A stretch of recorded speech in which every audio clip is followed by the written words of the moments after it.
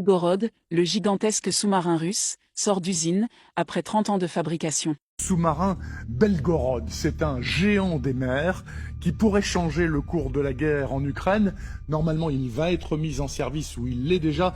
Dites-nous en plus, Nadine. Alors, je vous présente le sous-marin Belgorod. C'est tout simplement le plus long sous-marin du monde avec 184 mètres de long. Il vient tout juste d'être livré à la Russie après quasiment 30 ans de construction avec quand même quelques interruptions. Alors concrètement, dans la vraie vie, ce sous-marin, il ressemble à ceci. Vous le voyez, il est évidemment immense. Sur cette vidéo, on le voit dans le chantier naval de Sèvres-Marche, c'est en mer Blanche et hormis évidemment son gigantisme, ce sous-marin possède deux particularités, deux atouts majeurs. La première d'entre eux, c'est qu'il est capable de tirer des torpilles Poséidon. Alors qu'est-ce que c'est des torpilles Poséidon? Eh bien c'est tout simplement des torpilles drones à charge nucléaire de 24 mètres de long, 2 mètres de diamètre avec une portée de 10 000 kilomètres qui sont capables de provoquer des tsunamis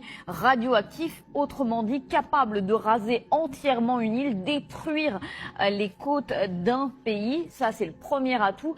Le deuxième atout, c'est que ce sous-marin Belgorod, il est capable de lancer des petits sous-marins nucléaires qui vont avoir des missions de renseignement ou d'espionnage ou même de sabotage, capables d'aller vraiment très en profondeur, détruire par exemple des câbles électriques qui permettent la transmission de la Wi-Fi. Et ces deux arguments, ces deux atouts majeurs, ils sont évidemment mis en avant par la Russie qui publie régulièrement des vidéos comme celle-ci pour montrer la surpuissance de son armée. Ça, c'est une vidéo publiée par le ministère des Armées. On voit bien les deux options que permettent ce nouveau sous-marin, à la fois détruire une île et en même temps espionner par exemple un pays voisin.